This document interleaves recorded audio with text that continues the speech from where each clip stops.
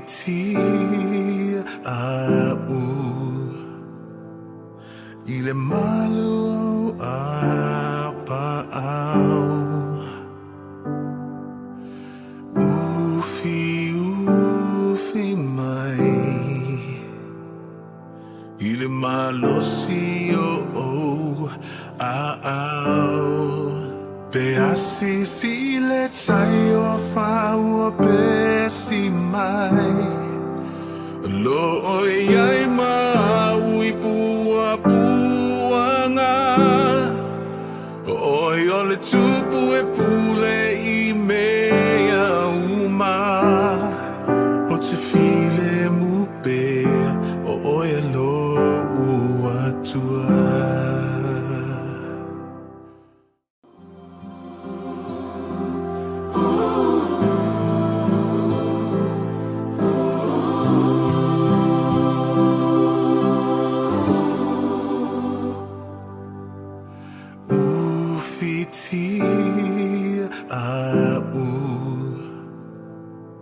Ile malu apa au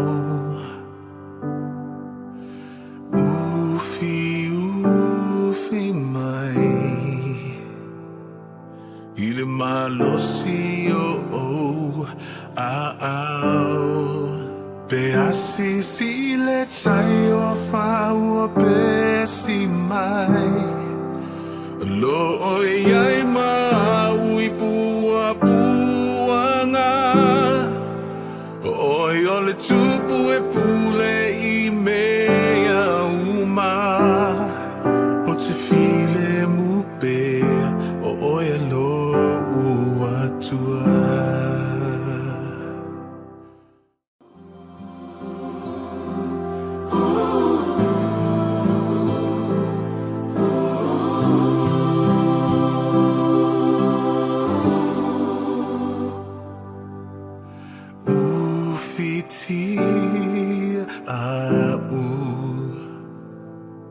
Ile malu apa au ufi mai Ile malosio au Beasi sile tayo faua besi mai Lo oyai maui pua puanga Oi ole tupu e pule I mea uma O te file mupe O oi alo ua tua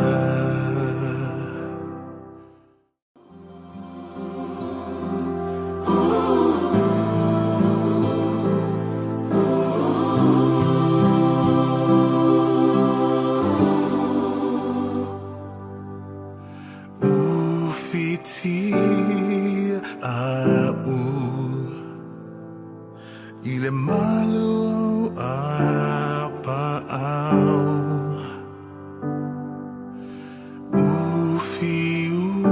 ufi mai Ile malosio au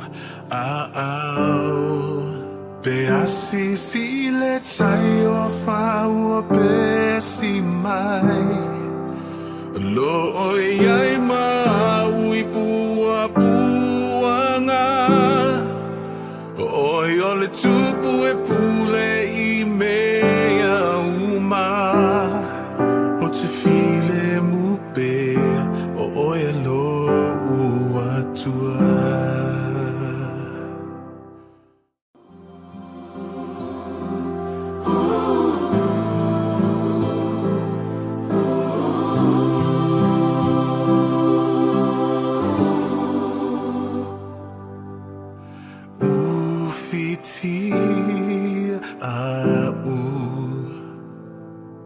Ile malu apa au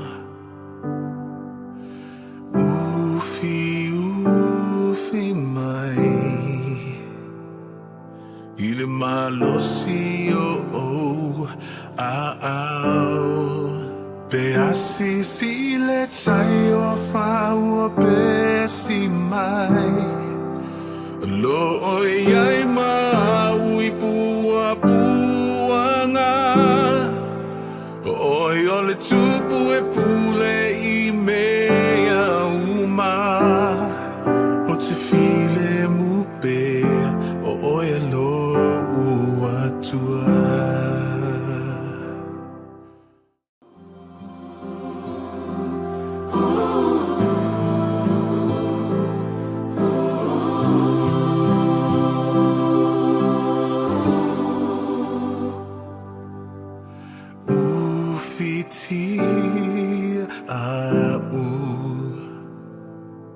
Ile malu apa au ufi mai Ile malo sio au Beasi silet sayo faua besi mai Lo oiai maui pua puanga Oi ole tupu e pule I mea uma O te file mupe O oi alo ua tua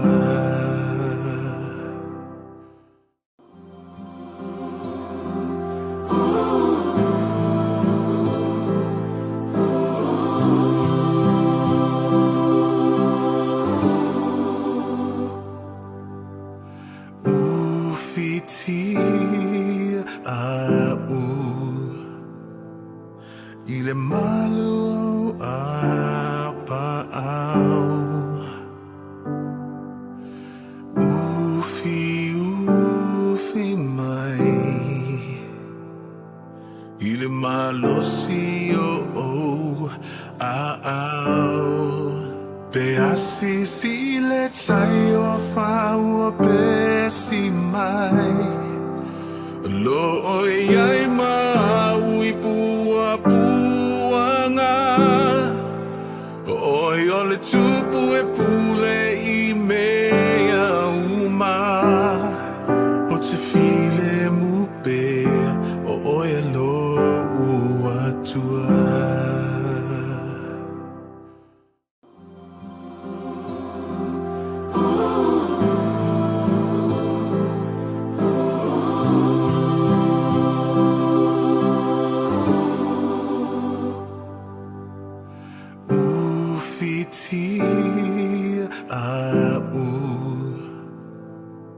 Ile malu apa au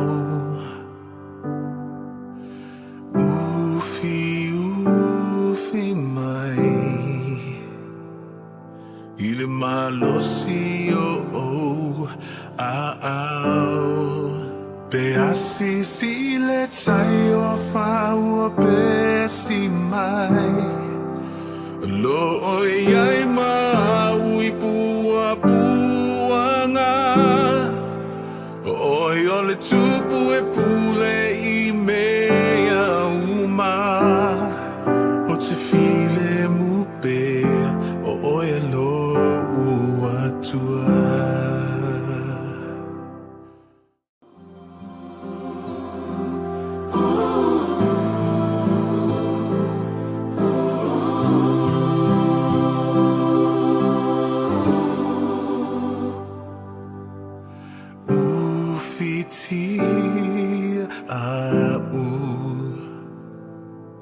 Ile malu apa au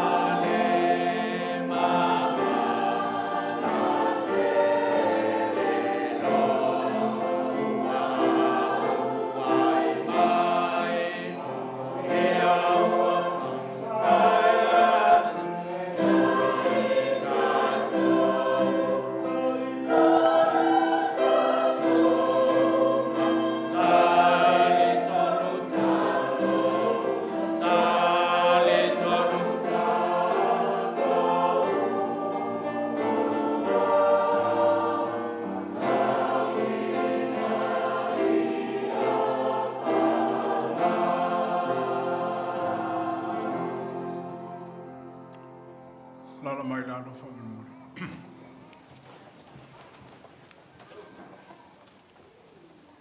O le sauni ngora sfalaili. Me whaatari teu, ma ie pa ia, e au mai alo ia, e le au mai ale taimi leo mai e tu whamamore. Ma mori alo ia mai, ia ie pa ia, o le tamaa.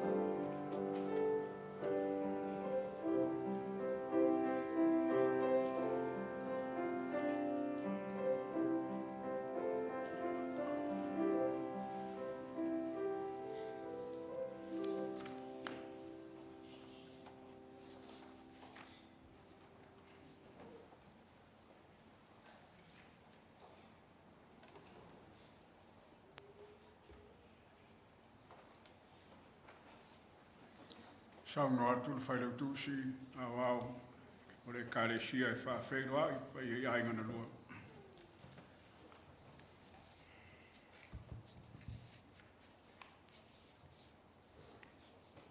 Le au le kolo wainga le upenga, pe au ke sal kai. Wā o kūri kai au mo le asu. E kā liu voi ai popoe, i whaki au ma le si whaalele. Ngai le avalua ma le kupua kariwa.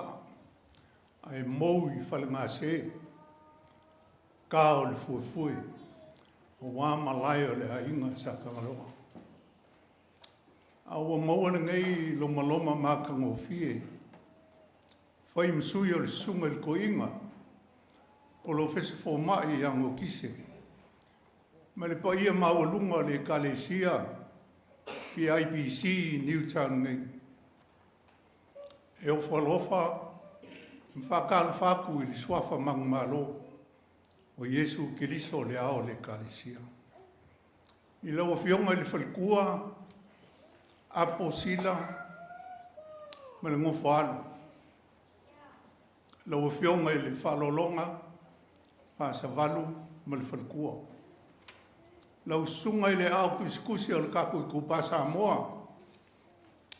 Lau ko wha nuku i mga mau ma lo kosi. E fionga i le kia kongo i a Filipo o alesi ma le whalikua. Ai mai se le loa loa o misi o kako i kalesia e kau whaarelave o le ka ua o kou swafa.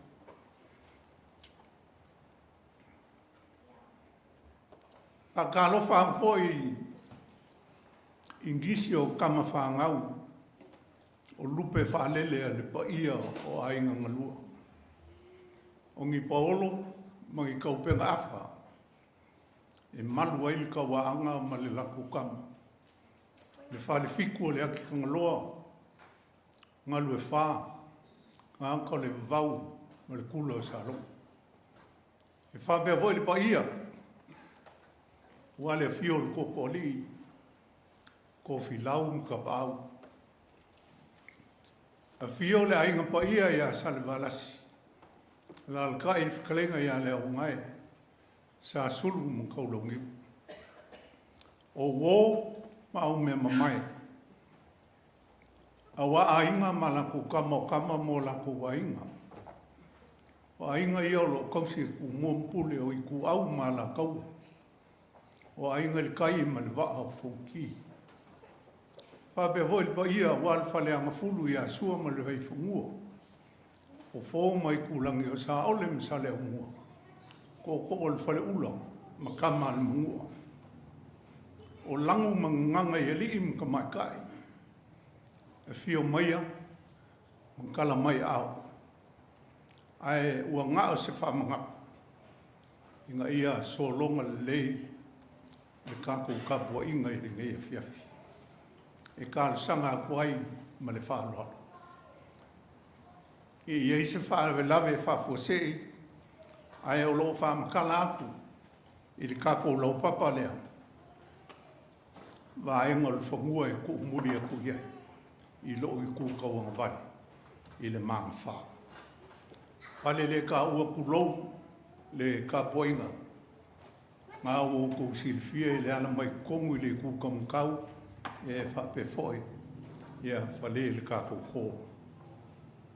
Ia, ma le kālusanga muli muli, whamule mole, se i whaaleo le mūlau ke le fongi, i ngai e saunga le mūlu ka kou ka poinga. A wālinga i aso ma le whamule moe. Ta alofa lava, Kia ora, greetings, good evening, and welcome to you all in the mighty name of our Lord and Saviour, Jesus Christ. On behalf of Reverend Elder, Professor Dr. Nokise and members of the PIPC parish in Newtown, I extend a warm welcome to all families, friends, our online viewers, to our family service this evening. Special welcome to the bereaved family, Tofilau Maloletau Sila, children, the grandchildren, the families, the extended families, Reverend ministers and their good ladies. Welcome especially to those who are here in Wellington for the very first time. And if you happen to be that lucky person, you will be pleased to know you are in the safe hands of the Wellingtonians. I acknowledge with gratitude the dignities of your families, the salutation, honorifics, and your esteemed status is warmly recognized. A friendly reminder for some housekeeping in our complex. In an unlikely event, please refer to the screen behind me for very simple guides and processes. Proceed slowly outside to my left to the four corners, and feel free to wear a mask if you wish, and continue to practice the good hygiene. If you are unwell, the doctor say please stay home. Our service is online at the moment, so it is available to all families and friends. In final request, please ensure your phone is on silent. Yes, tell your papa or your elderly colleague next door to you to please put it on silent. Ia muia kele, ni kako ka poinga, ni ngai vahanga le fiafi. O mamanga e lau sunga koi, paftai mo le amua.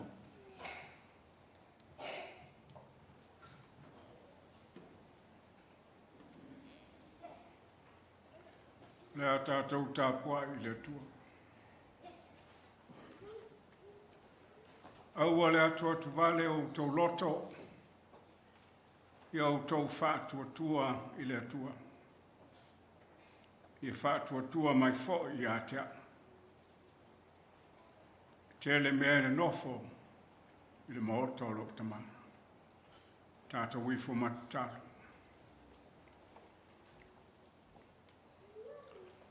Le atua sirisiri e se, le pule i le ola, le oti, la asanga uma o le soifuanga.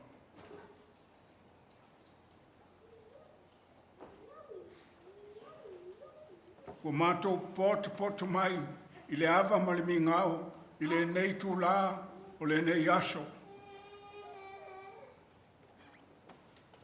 sulaina lo lofa tuno.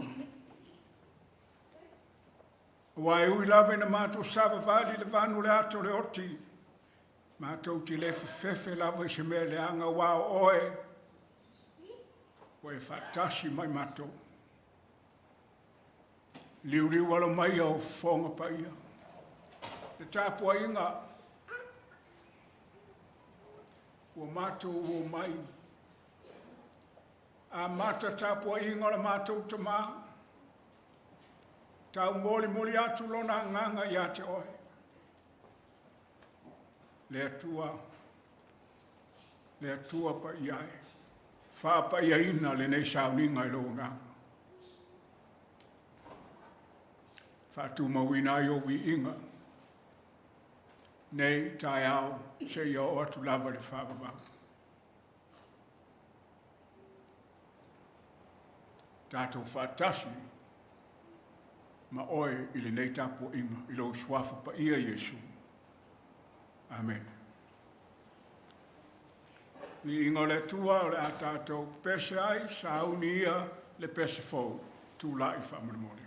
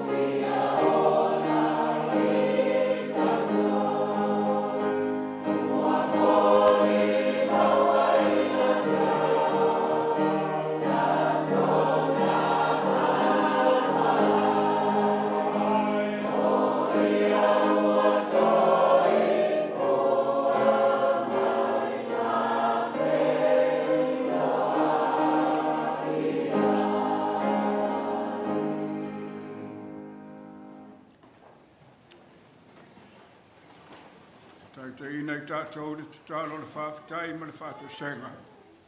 Sunga le awa o ia tawha I sa.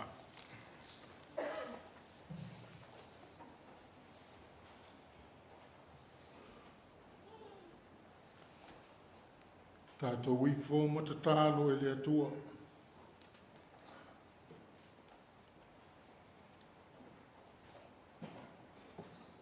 Lo mātou tamae oile langi.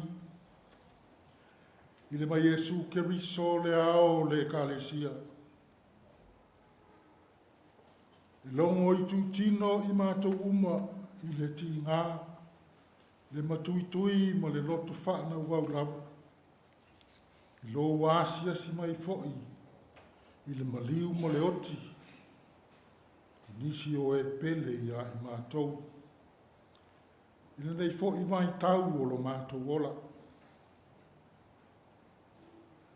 Le ui lava la I lea, Ai mua ono mātou whaafo i atu le vi inga ma le whaafitai tele.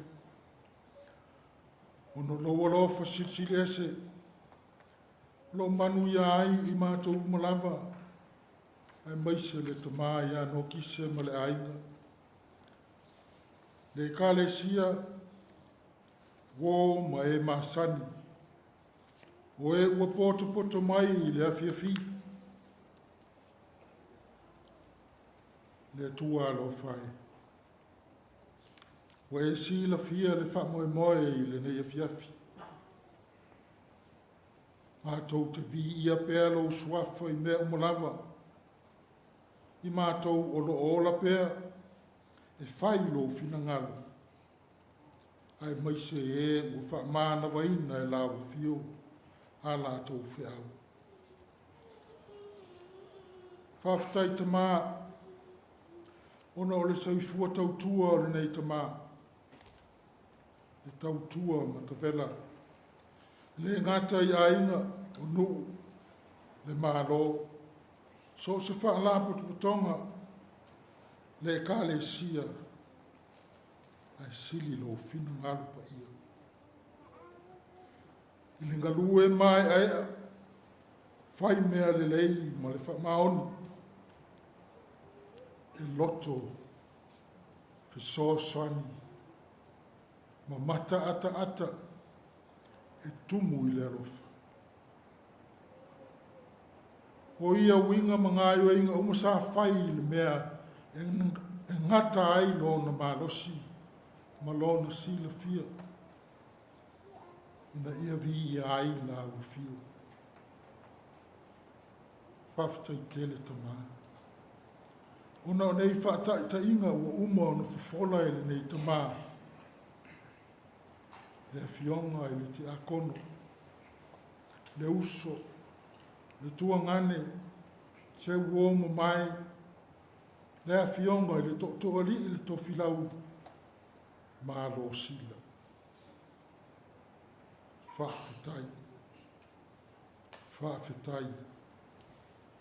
Whaafetai tele le tu. Lo mātou tamā lo whai,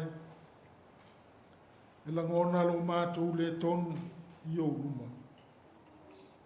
Ona o mātou te iloa, e ati lau sila whanga pa ia i o mātou roto mo o mātou manatu.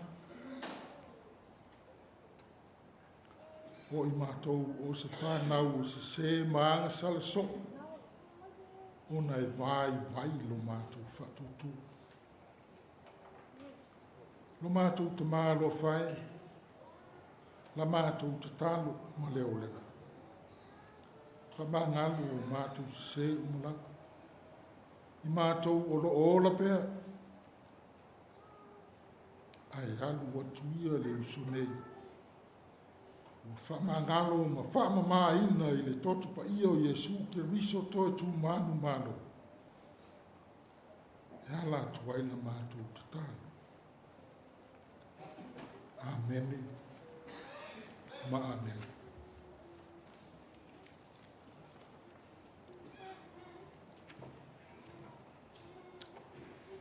Ua tātou o mai le taimi tā ua o le nei sauninga.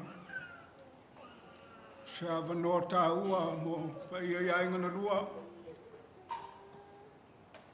A wau tau mōli mau. I lo tau tamā peleina. Ia wanoa la le nei, ia, whaasolo mai, mua. Ainga na rua. A maea, a iai pesi na wanoa ma se taimi o te toi. Ia ono mai leo o wau mai maasani e fia saunoa. Ia whaiwa maea o na ta paina i saunoanga le ainga. Ia le tau toi o mai. O lava na. Ia e tu watu le wanoa nei. Mōri mau e pa ia o ainga na rua whawhitai.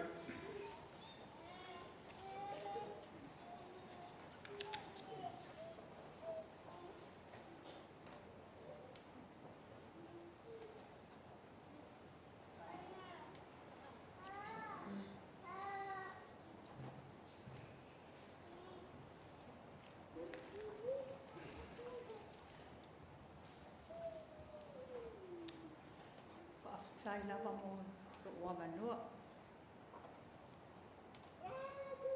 Awe, le ngalu sa fatisina, a olea, ua fati e pei o le ngasi toto le masina.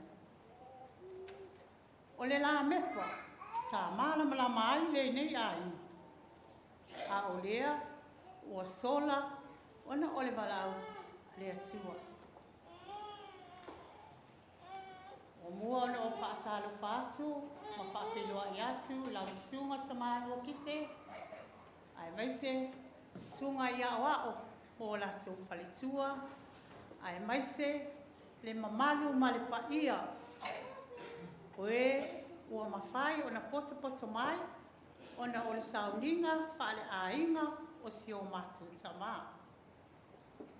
Pia foi le mamalu malpaia le ekalesia le PIPC Newtown ona ole le tamai pele la vai atia na ekalesia.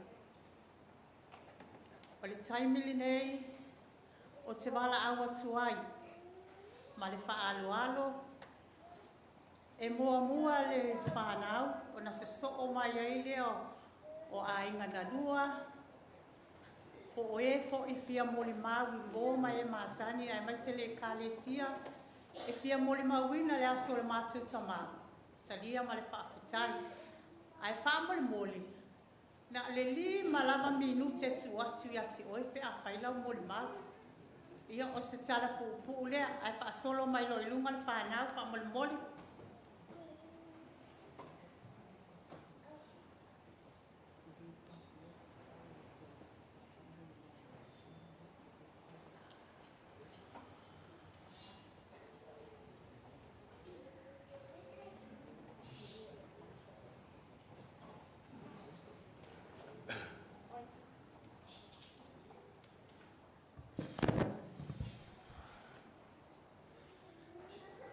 Mua lava a watuliwi inga marwhaftai le tōni a whiawhi. Sungura whawhi angainga le tamaa i anu kisa. Marape ia o malu o kālesia.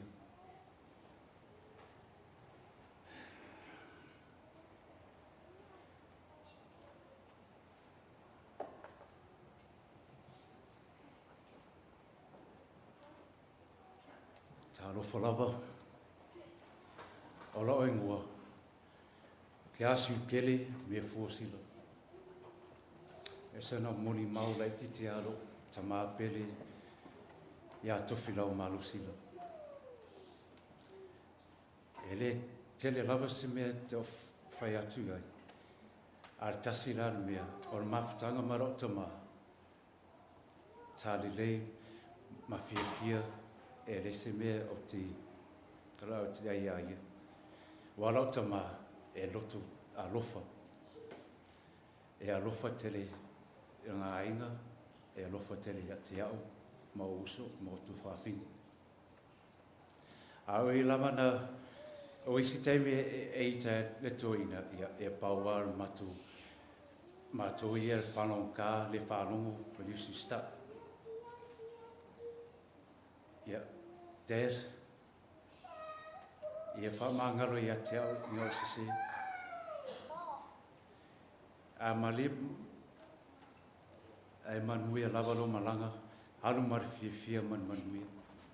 Au a lava te e popole mai e se mea. O lera o whera o kia koe e tosi mau, o le ai.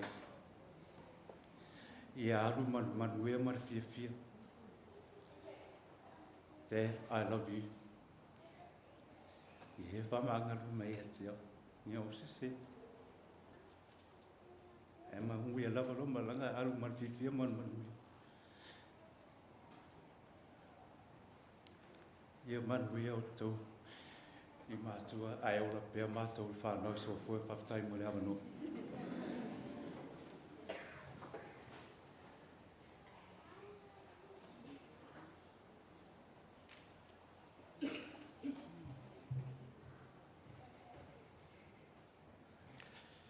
God is good. All the time. God is good. Not the time. Salopalawa Kerala, my name is Hallelujah. Tofilau Sila.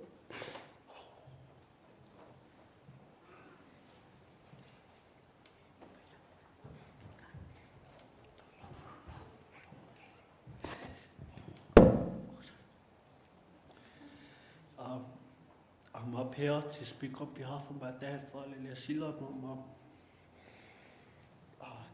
These are our siblings.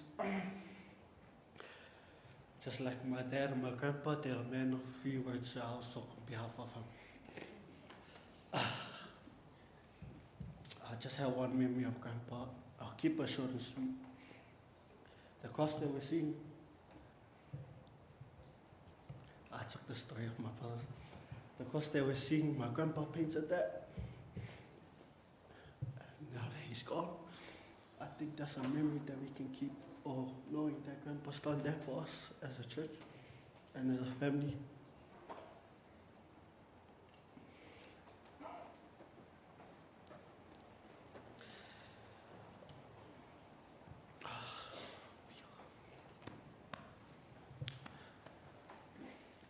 Grandpa, we love you.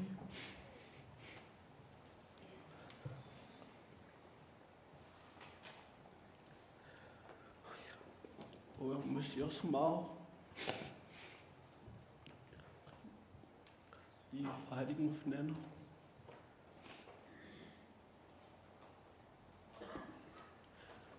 I will just miss you.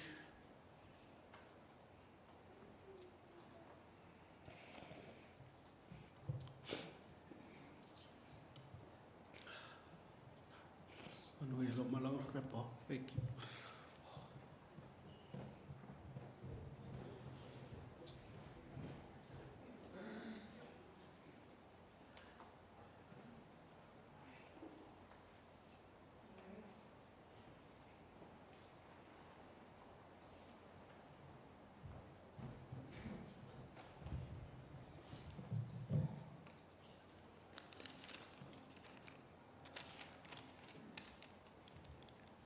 God is good, and all the time. If you hear le tua, te miu malava. Yes, sir. E mua na o whatulou, I le paia, ma le mamalu, o le au whainga luenga, a le atua.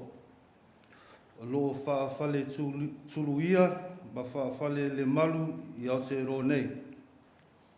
A wā le asuina, o le ipu vai, o le ola. Whatalofa atu I le paia o Samoa o Potspoto. O wā le moli mauina o le awhiawhi, whaalea inga o si au mātou Grandpa. Whatalofa atu foi I le paia o a inga ngalua. Whetalai Yesu, a muia e whāno noa, a wā e wha mawhana ina I lātou. A o lau moli mau, e whapārangi.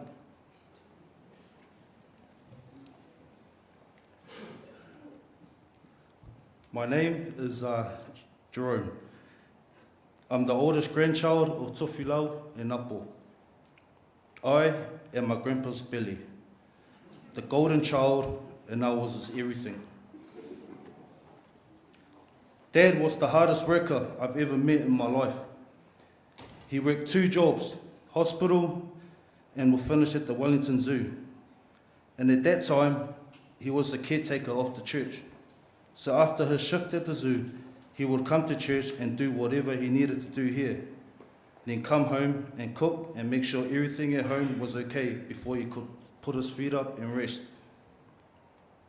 There's 2 sides to a person, the good and the bad side. I was blessed to witness both. And that's all I will say about that.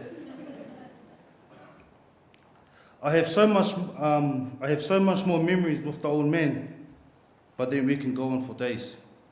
But time is precious, so I'll keep this short and sweet. I just want to say, Dad, thank you for loving me. Thank you for all the life lessons you have taught me. Thank you for all the hidings, because it made me who I am today. Thank you for accepting my wife with open arms and loving her as your own. Thank you for loving my babies, and I am so grateful that my kids got to meet you. And we all know your legacy will live on through your namesake. Dad, if I have done or said anything wrong, please forgive me. I'm so sorry I couldn't make the All Blacks for you, but hopefully Monroe can fulfill their dream. When they say I have fought the good fight, you really did fight the good fight. 13 years or so, when you first got sick, you are the real champ. You can finally put your feet up and rest. If I could rewind time, it would be to see you more. Until that glorious day when I see you again, please watch over me and my kids as we journey on this life without your presence. I love you, Dad, always. Talofa lava, my name is Journey of Tofilau Sila, and I am the oldest great-grandchild of Nana and Grandpa. There are many memories I have of Grandpa, but my favorite memory was doing a Siva Samoa for Grandpa's birthday and seeing his big smile. Grandpa, please watch over us. One day I will make you proud when I make the Soul Friends. I love you and I miss you. God bless.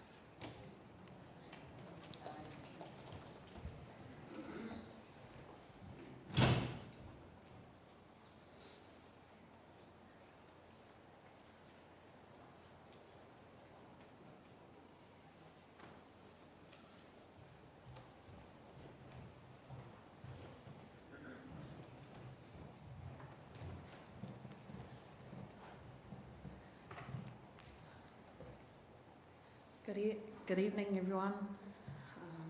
My name is Harmony. I am the eldest daughter of Grandpa's youngest son, Steve, speaking on behalf of our family, and I have the honour of being Grandpa's eldest granddaughter.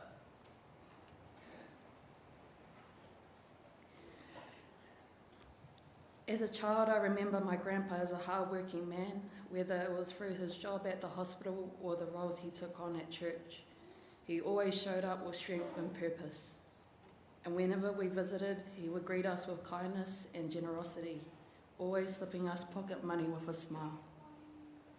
That same kindness carried through to the next generation as he did the same for his great-grandchildren. Although we never learned our mother tongue, Grandpa would speak to us in English so we didn't feel so small and left out. That simple act meant so much. When Grandpa became unwell, words grew harder to exchange, but love didn't need them. He communicated through his infectious smile, his laugh, and his joyful tears when we were near. And every time we had to say goodbye, his tears made it so much harder to leave. That pain was real because love was real. Family meant everything to Grandpa. He loved his children, his grandchildren, and even more so his great-grandchildren. My daughter Imaya Joy was blessed to spend a lot of time with him over the past 6 years. She became his little best friend. They had McDonald's dates and shared ice cream. She'd make him laugh by saying, "Hi Grandpa, you have some money for me?" Or by cheekily demanding he share his lollies. She proudly filled his room with her photos and would tell everyone she was his favourite. She even made me record her rugby tries so he could watch them. Although Maya Joy spent so much time with Grandpa, we all feel incredibly grateful to have had a grandfather who fought so hard to stay with us for as long as he did. He was a true warrior, a man of God. Grandpa, you are no longer in pain. And while we are thankful for that, it hurts so deeply to miss you. I'd like to share a Bible verse that brings us some comfort in this time of sorrow. Psalms chapter 34, verse 18. The Lord is near to the brokenhearted and saves those who are crushed in spirit. Grandpa, although we are heartbroken, we will remain united as a family. standing strong and continuing your legacy. To close, I want to honour you in the way you would have loved most, through song. Imaya Joy used to sing to you all the time, and today she'd like to sing for you one last time. We love you, Grandpa. Rest in eternal peace.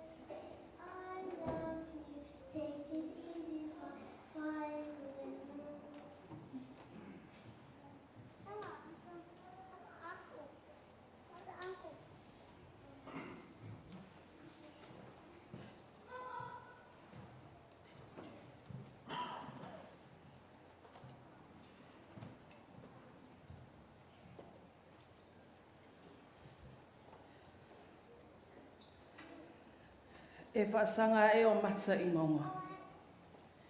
E o mai ai lo whisosoani. O lo whisosoani, mai lea li ilea. O le na whaia le langi, a tō ma le lalolangi. O lo ingoa, Lorraine Maloletau Sila Kireti. O au, o le wii o le whanau Tofilau Maloletau Sila. O au foi o le pele lo te oina lea. No lies. I lift my eyes to the mountains. Where does my help come from? My help comes from the Lord, the maker of heaven and earth. My name is Lorraine Maloletau Sila Kireti. I am the youngest and the baby of my king, Tofilau Maloletau and Apo Sila's children. As the majority of you know, I am also this handsome man's heart, and he is my heart.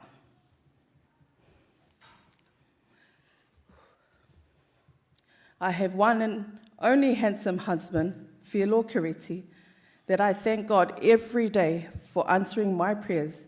He blessed me with the man in my life, just like my father.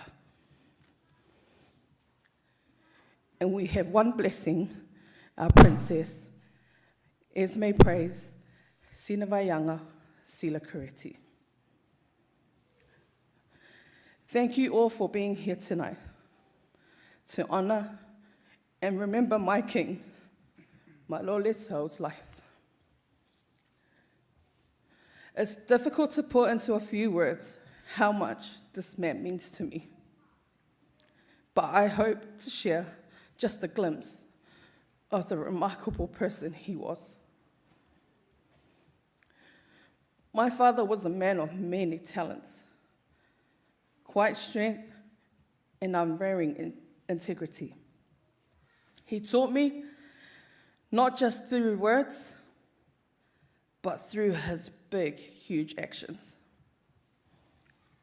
The value of hard work, the importance of kindness, and the power of a gentle heart, even through when he was one stubborn man. He was always there with a helping hand, a huge listening ear, and a warm smile that could light up the room.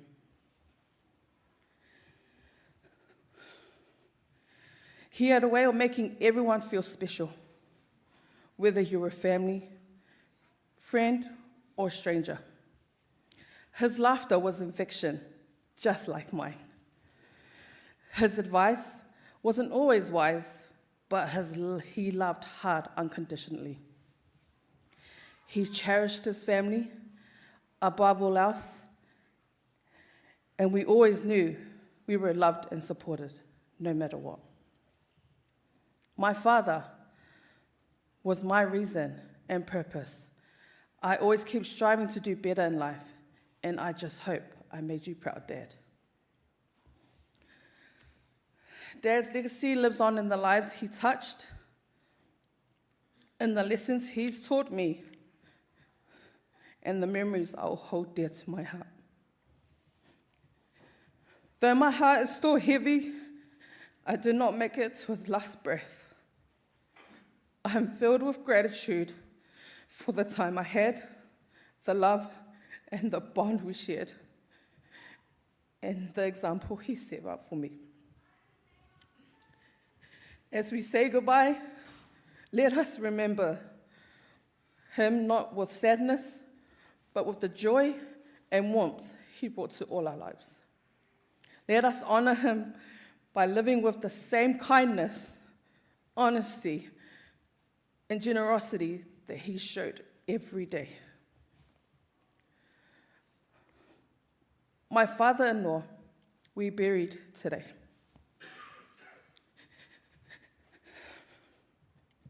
And I pray to God, he will give me strength as we lower your casket on Friday.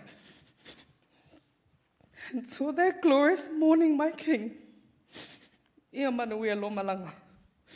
We would like to finish off this molimau with a song my daughter always sings through video call to her papa.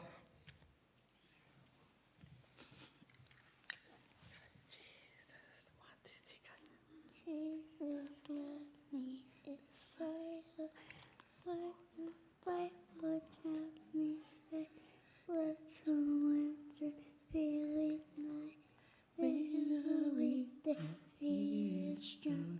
Yes, Jesus loves me. Yes, Jesus loves me. Yes, Jesus loves me. The Bible tells me so. Ile swafa Yesu. Amen.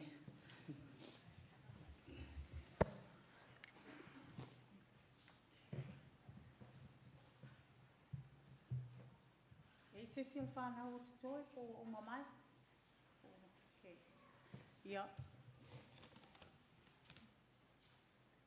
Whaafitai lava o le ua mai atu muli mau o le whanau. O au e muli muli i le matou. O au o le ulu matua le a Tofilau ma apo. O lo wingoa o e lau te leo sila fiaina lo wingoa o mata autu, Filipo, wa alesi.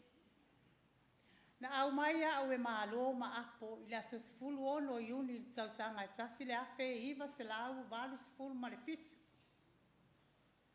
O lo tina o le ulu matua lea o le whanau. Lo na lua o te se foti, sila te se foti. O lo na tolu o mausolo. O lo na wha aila leo. O lo na wha Tofilau la leo wa ambia le tua. Lona lima le teine ingoa ia pusaloa, au le wii o whaalelea ai lau. E toa ono i la atou. E toa ono le whanau o la tau mātua o ai lau si ulala patau e tia ai lau. O le ulu matua la o lo tina. O au, o le ulu matua malo ma apo, Tofilau ma apo. Le ua umana ta watu tausanga na o sawa i New Zealand. Ma tonu no folo ma malo ma apo. O la umoni mawi a Tofilau. O se tangata e loto alofa. E anga maalie. O se tangata fo e ono sai. E lava lo na whaatua tua. O le matou mafutanga. E se le mana i o le matou mafutanga. Ai ala na pisa le matou ainga o ako. Ai o Tofilau. E anga manu, e loto tele, e o se tangata e anga maalie. O aso sa ta itasi malava. Ma te feala mai le tae au. O vela le kuka. Mea malava le matou ainga le matou nofo. Fai umai Tofilau. Tu ole lotu ya sa. Pala au mai Tofilau. Sa te lua o mapea te evele mea ai. Le tau mawhtanga le toi ina. A soifua na no kisi.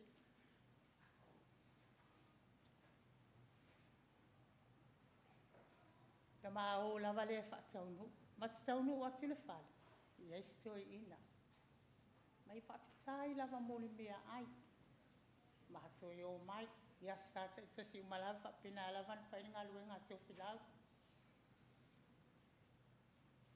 O au o stangata whainga tāla matou a inga o matou mafuta. O au foi o stangata e leu sta. O te tau sa o atua o au o stangata o te leu sta ia Tofilau. Ma apol matou nofo le na matou nofo ai. Aia. O uma na matale no mi Tofilau. Mea uman whale tonu matou mawhtanga. O uman o tale noa iai. O malama ma ua iloa fo. O le tūlanga nana i ele matou ai. Ma te bebesi, lunga, lalo, ai ulama i le manuia mea uma.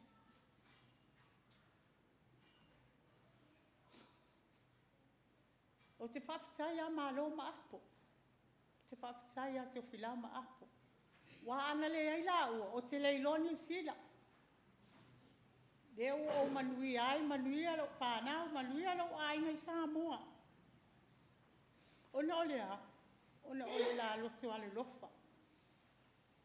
O Tofilau malo tina, e ma whana i ole la mawhtanga. O la ua foi, e close lava la ua. Close lava la mawhtanga, Tofilau malo tina. Pai taimi foi lena wala au mai elo tina ia te au. Ali a Tofilau. E manao i se matai Tofilau. O lo tina, whafisota ia. Lea lana Tofilau ai nei. Malanga Tofilau malo i Samoa whai ilo na matai lea Tofilau.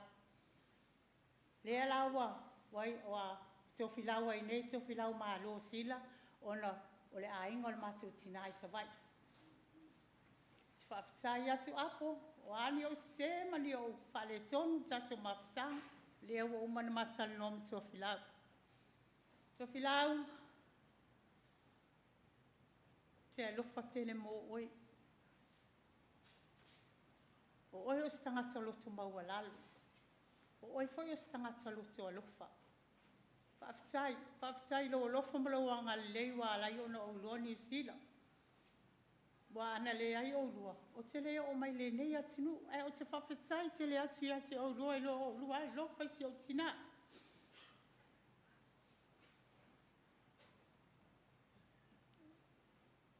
Mātou no whaai. O mauale o te o lua ma o ese atu lo ma apo ma lo. O te o tolu le ma whanau. Ma grandchildren to a fit. O lo momoli tele mai alo whaasinga ma tāwita ma le whanau o le mwhaina awai mai lo sauninga. Ai, o te alofa tele mo oi. Ia manuia lau malanga. Ala ausula o pese. Aso so le vasa o le o la nei. Maua whaia ina i le whawai mai. Ma whawhau i mea e manuia ai. E te o fotele ai ma whawhetai. E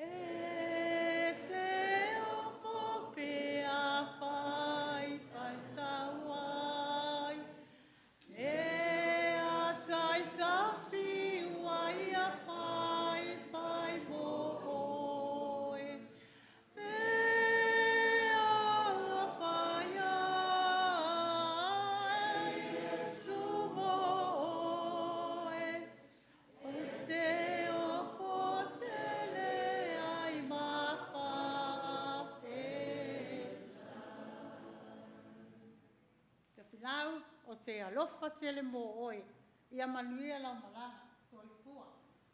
O te pala awatu malifa alo. O ai lava nisi o tatou au PIPC, le tatou e kalesia, e mesenga ainga da lua, o wo mai masani e fia, mo le mauina le nei aso, ia. Aina le lima lava o minute tu watu le mana o mia lava le whawhitai.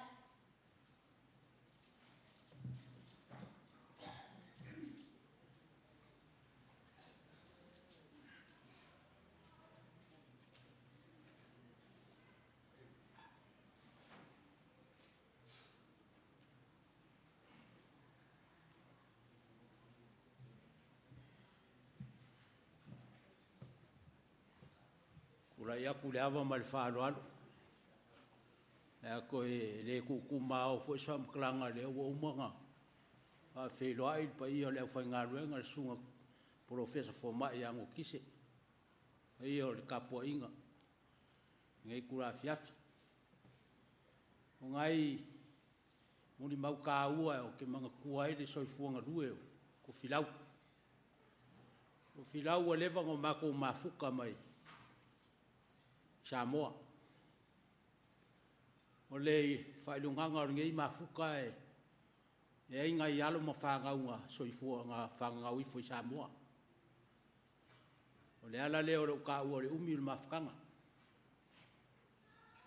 Ko filau o le mako whangua i Samoa e renga kasi.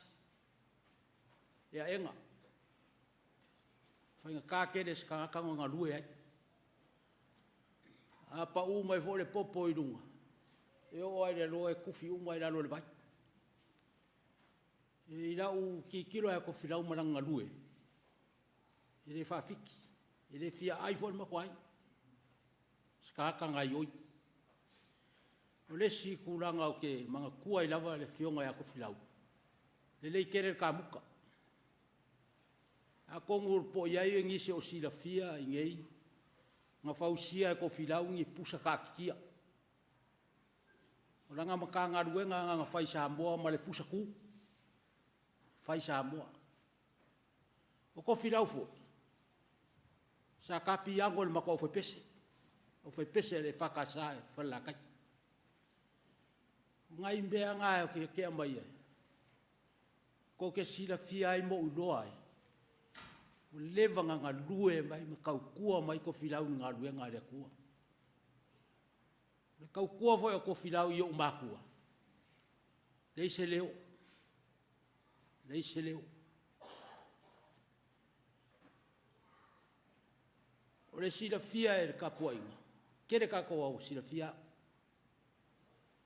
Ai foi le pa ia kapua inga lau ke le sila fia. O au. O le uso whaku la fongo inga ko filau. Whawinganga o le mea. Wa ora kuangangi o apo. Ko filau. O le ase kai min ka whenga i wa sasis whamakara. Whamangalo. O karikong. Ile eisi ko sau ko whae kongor ka kuai. Whafkai. O la foi sau kau kuai lau fionga ku filau. Amangalo. Amangalo. Amangalo foi apo. Dia sanga fau kuai lau fionga. Amangalo. Halu mal manguia. Halu mal fia fia. E fa manguia mai mako i o koe kaimi. Mo koe aso i lungo fonga i lere. Sua farka ma le alo. Ma le nganga paia. Amen.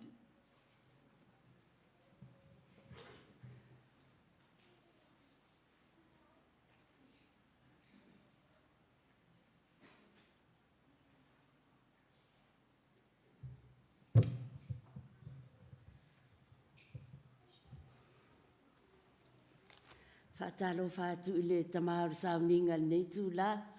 Whapea fo ia le tātou whapaputonga nei tū la fiafi. O au, o le tua whawhine lona o le tusa o le mātou whanaunga e toa ono o aula o le toa tolu le o le mātou whanaunga ia o Tofilau o numela wha. Ia o lo ingoa pe o na whai atuai ia matautu lo ingoa o maumau solo.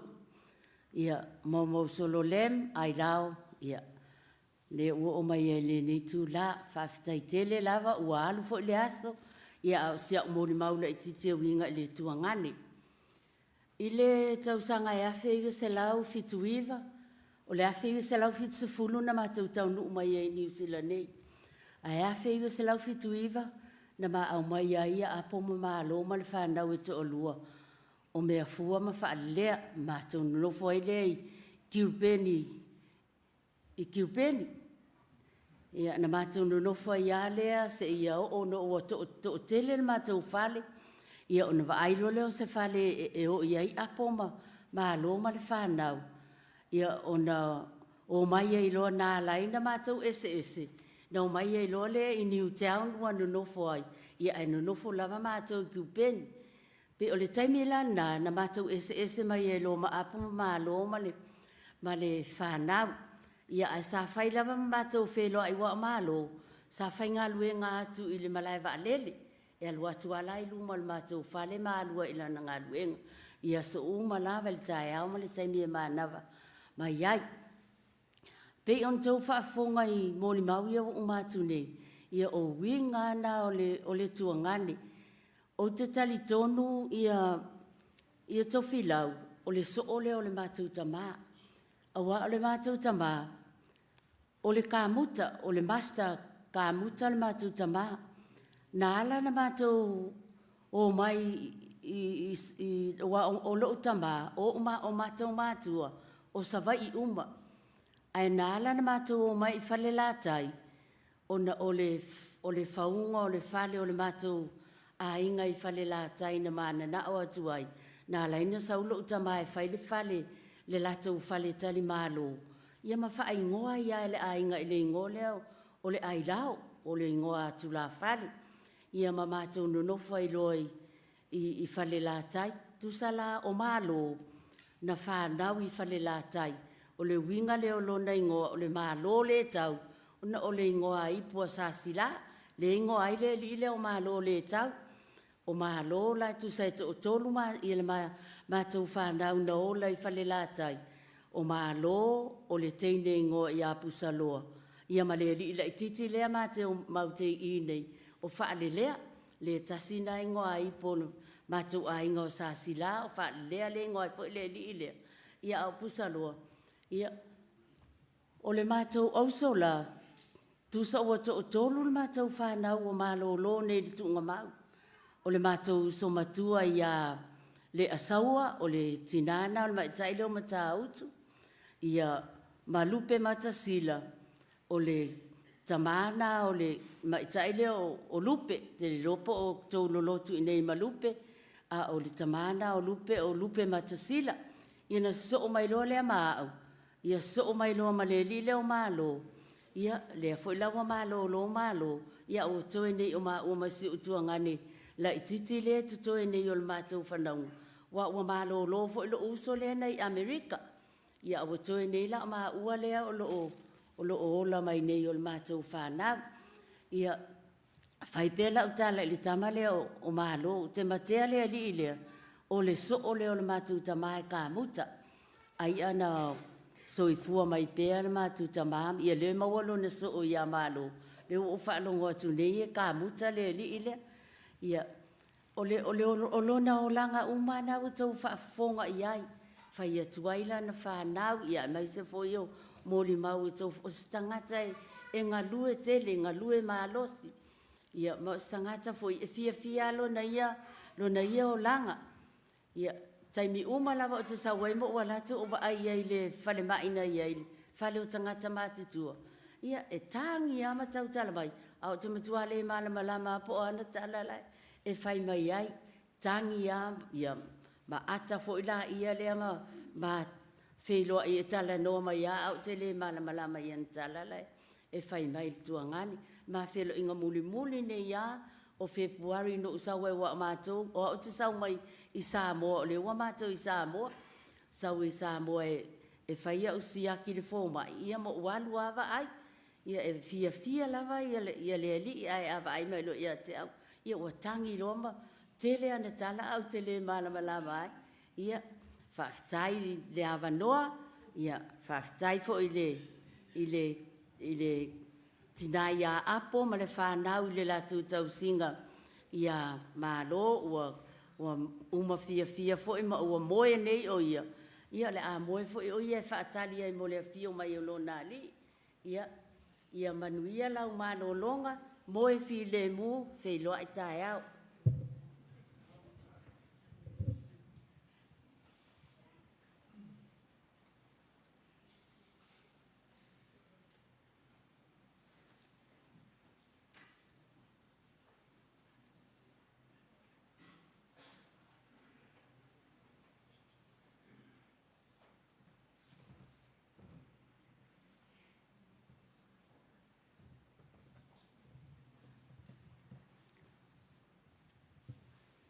Ia, o anga masani lava e tau o na whaaftaia ia le taitai o sauninga. Whaaftai tele lau sunga polofesa, ia mana au whai ngā ruenga o loo a tofaina ma fuafuaina ia le nei sauninga. Ia, te longona fo ia le tau toe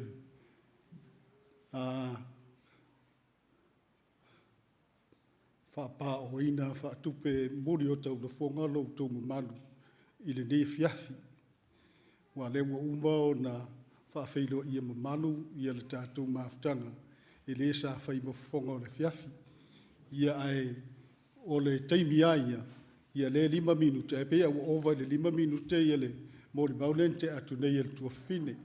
Ia lewa utou whaafonga, toi a maa uale toi, ia le ua fe moe le whai ngā malanga, a le uso ia Tofilau, whaaftai whasavalu, mole mautaua i le maafutanga wha le ainga a lau fionga ma le whatua ia apo. Ai mesio no whaalo. Ia ma le uso. O le mole mausao lava. E moni am wha maoni le fionga le tua. E tātou te o mai lava i le neisoi fuanga ma le siksi o manga. O lo au tau sui fuama o wolai. A ua le vana tā pena e le tua ia le lumana i o tangata malana fuafuanga. I lona soi fuanga. Ina ne i masau salo lava sitasi o tātou. Tātou te o mai fua i le lalolangi le nei. Le ua umana atofa e le tua lau tau soi fua ma lo tātou ola. I le anga ingo soi fuanga le tātou te iai. O le mamafutanga ma le uso wawa u leana e laititi. O te wha maua tele ilo maavana no fwai ma le uso lea. Ia ma le si ali ile matua le lo na lua mai o le whanau. E le whapea o ni winga foi e ai o te ita lava. E le ni tangata e nau e whaale leia ni ainga. O le mafuanga na leo na uwhai o le whaamtalanga e si la fia e le tua ia le tangata malono rumanai. Mori mau ia ua mori mau nei. E moni ama wha maoni. Leo ua wha ina le soifua Tofilau i wha manuia ngā le tua. Le nau tau mori mauina. E le ngata i le maafutanga ma apo, ma whasavalu, ma mātua o whasavalu. Ia o le ekalesia le tua. Ua tō fia i e vea ma ti a kono. Ia ua swafa fo i le Tofilau si o mātou ai. O wha manuia ngā le tua le soifuanga o Tofilau. O te le tau wha ilo atu i lo tau mamalu. Wo tau sila i le tautua a Tofilau. Ia vi ia le tua ma whaamanuina. Ia na whaamanuianga i le uso ma le maafutanga ma le whanau ua whaamanuia iai. Ua no, ma mai masi ua fine i le masina o kuso ua tuana i atu nei e Asia. E whaavavave ale malanga masi ua fine. Ona ole nau i le ngā ruenga whatoa a mata ai. Ma teo mai alai ma losi. Ma manuia. E le iai so ma fofau o le teimi nei e mahalolo ai. Pe anu whai atu teimi o whanu. Si la fia e le atua, ia loutou soifua, ia maseola. Wa umona atofa e le atua, ia lo tātou teimi. i le ngata i whaamanuianga i tiute mawhaiva ua whae atu i ate uto vai ane lau tō mumana.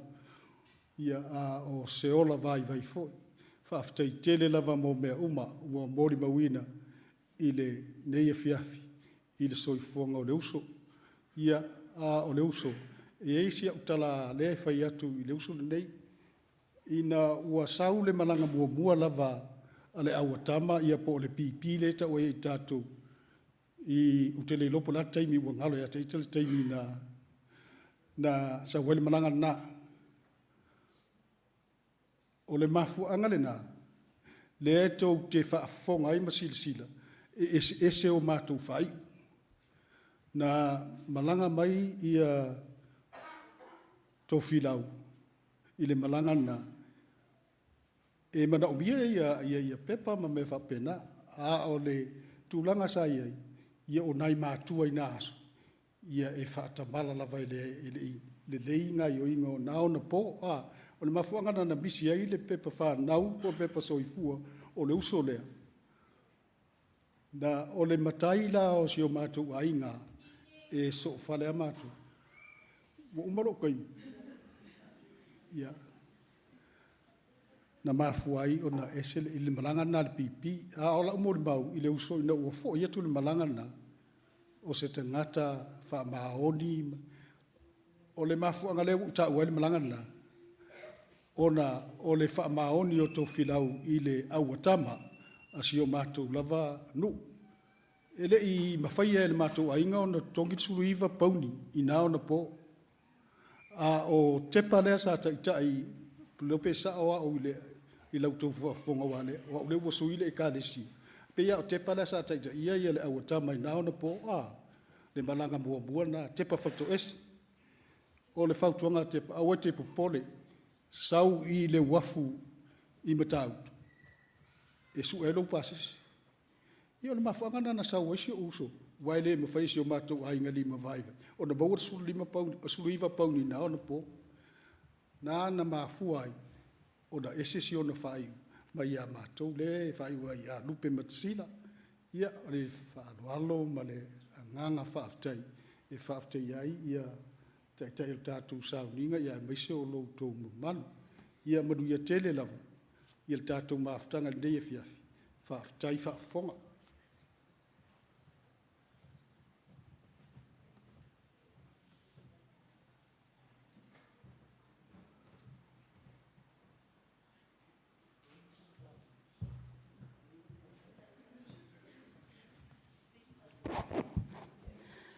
Talofa lava. O au o Tofilau, matawhanua, a tonio, mai iwa i sawai. O te wala a watu e iei mato mawhutanga, o Tofilau, ma apo. O lewa ona iei le mato mawhutanga, a iwa. Le ala o te whaamole te wala a watu le mato mawhutanga. E o mai i o le afu. Tamu whai atu se moli mau e winga i le awhionga i a Tofilau. Vai mai sa wali wha moli.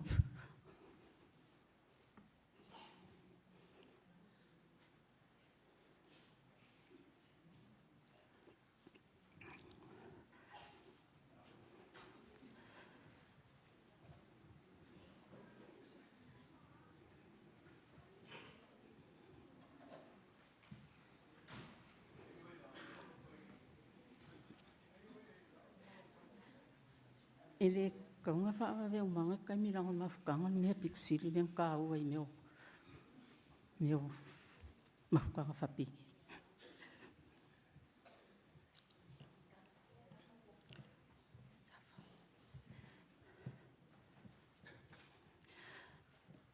Ngala watu i a tafsa ili o ia o le asa we whaile moli mamu o Tofilau tonu le matau mawhutanga. Whaftai lava.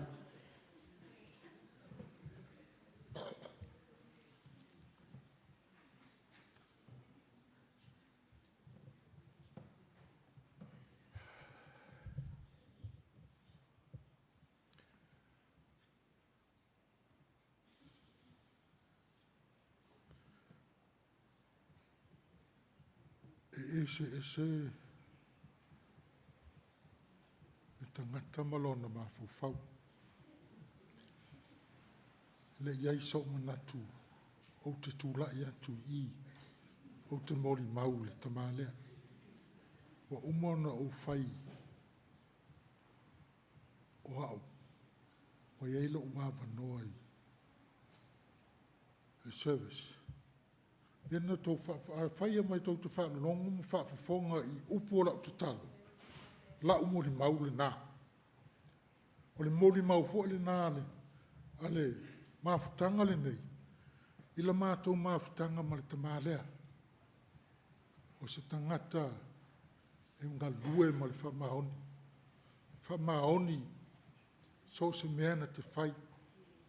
Na te whai I le mea ngata mai ai lona malos. Ma lona sila fia. O se tangata e alofa. Mea lena o musu e o te toi sau. O te toi ripita tu mea ua umona o tala noa iai.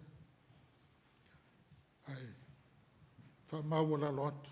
Le pa ia ma le mamalu le tātou tāpua inga. O te usita I e uina o matua e le teine leana. Ia, ai wha pē nalo uinga.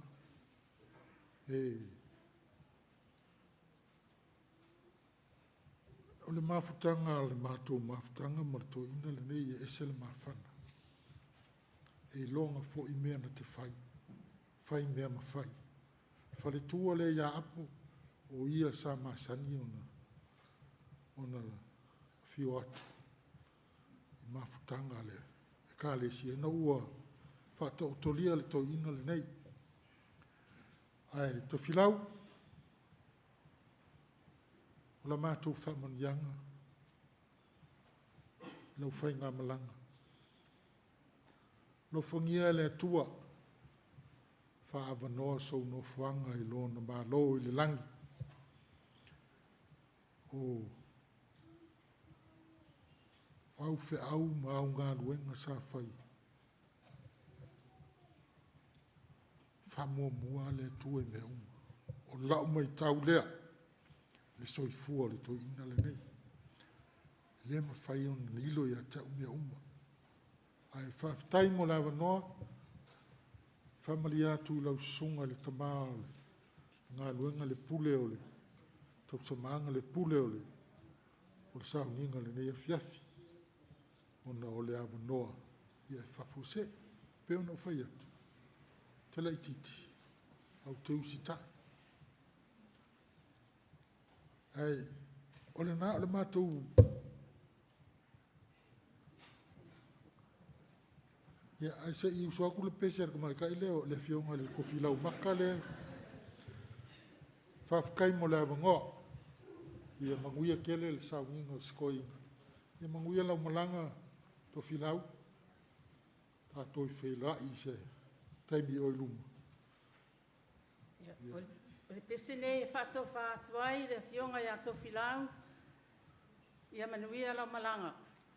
Tofilau le au ana e, o le tangaloa sa fune, sa sulua I ngā awe. Wati moawe au a popo se a whale ulu, ma whale loa walangi valea. Wasala le tamara malu I le vase a tea. Le wale si e se ilongo I le tafafa. Le PIPC o te aroa. Ua tu malo le a fionga Tofilau Maloletau Ia manuia lau malanga I le ilunga. Tofilau le au ana e, o le tangaloa sa fune, sa sulua I ngā awe. O whaalu pere na o lupele, o iwa I le whaasale. mitai ile nei la la langi tele. Manuia malanga fionga Tofilau, Tofilau Maloletau.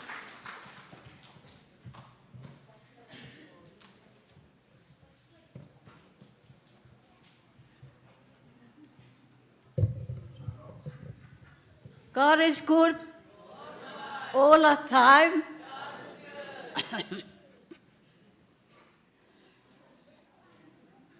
E whasanga e o matai mau. E o mai e lo usosoan. O lo usosoan mai a i o lea. E a tonu o lo ofesili nisi po o leale mea o tu mai e nei lo matua. E ai e ese awala lea tua. Ina ua mātou no nofo whātasi apo ma pei ona sau noa mata ua e lesi vaenga i Daniel Street. Sa whaile mātou mawhitanga e leiloa mau te ainga. Ai ole mea ua whai. Ai te iloa ua pei ona sa ua e le tō whine ua a whio ia tō whilau e whailon tō whilau sa mua. Fo i mai loa. O ina nai loa ai le maainga ma Tofilau. Ona, o le Tofilau moe loa, lea e ta wai iwa e moe loa. Ia o le Tofilau le na e ainga i eile lo matua le nei. O ina fo i la lea e mafu ai, ona whaavai mai eile matua ainga, mai ai ngā Daniel Street. So e oto le no fo i oi Island Bay. Ia ai whai ui o le mele o lo i ei nei, whapena e o mai a nei, ia o lea e osi o mātou ainga ma mālo, ia Sila, ia po Tofilau, le tō whā ia Tofilau. Ia ma le whaletua ia apo, tō oli, ioi.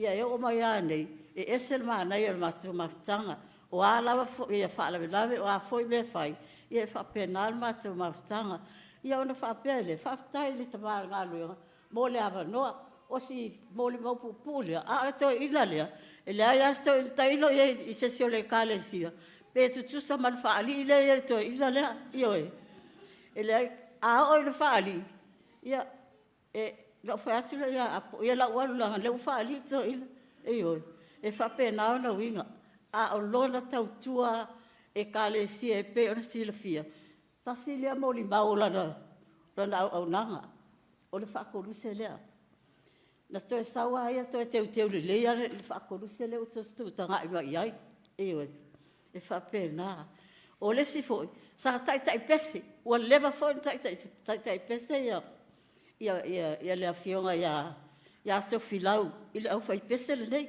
au fai pese ale e kalesia le nei sa ia foi ia tu langa sa ma to fa tau nu ia isi fo fuanga au fai pese ia o ia aberta avale ia na al pese a ma ua ma aviu le fa fonga vai sau pese ia waso ia tele le nga le tamali le nei e kalesia e o foi I fa na o le kalesia e fa pena na winga ai le so tangata e tau tala so ai a o ina isa ia o na winga ra pe ona ta o inisio molimau ia la molimau le fa ta mo la va no fa ta mo le nei foi tu la fa ta le kalesia ia a fa yo ia le kalesia pele I le losto Tofilau a o ia ni fa le tonu tamal aiga ia fa mo le fa mangalo ia ai mai se foi ia o tamal ngalo fa mangalo tamal aiga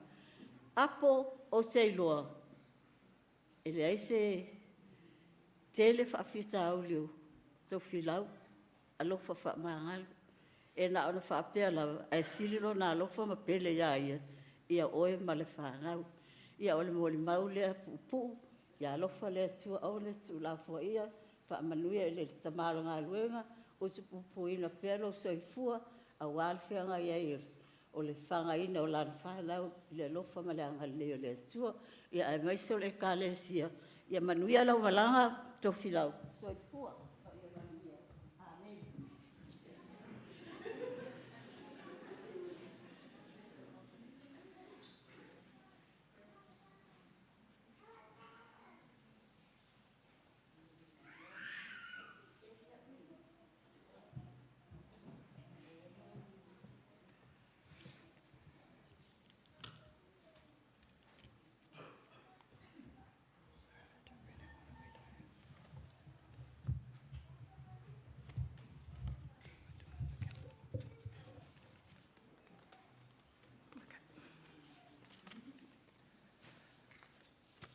O give thanks to the Lord, for he is good, for his mercies endure forever.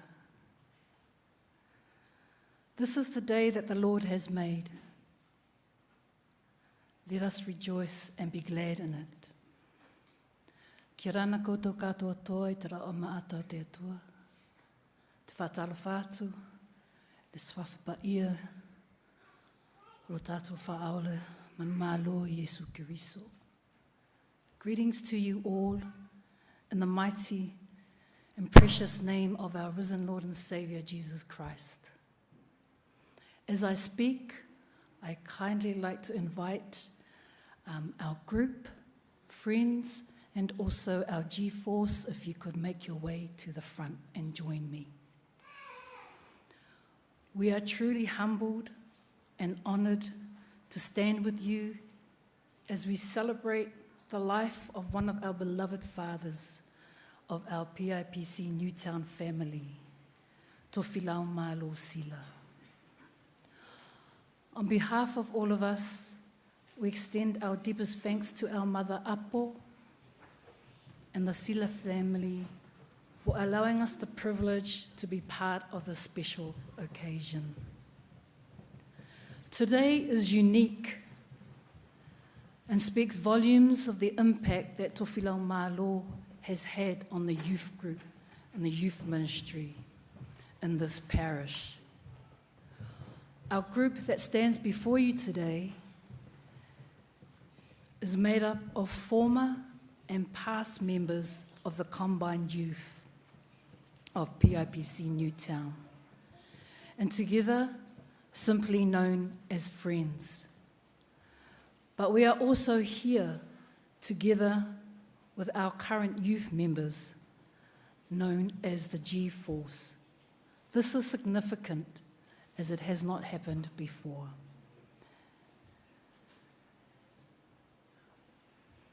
Today, with full hearts, we honour the life and the legacy of our beloved father, Tofilau Maloletau Sila.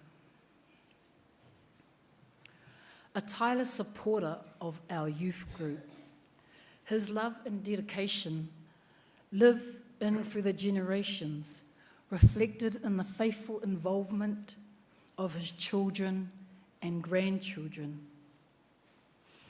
His sons, Mefua, Fu, Falilea, Lea, and Stephen, were among the early members during the early 1990s.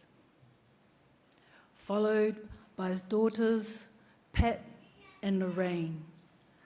Pat also served in leadership, becoming chairperson and one of the organisers of the memorable 30th birthday weekend celebrations that we had in 2012.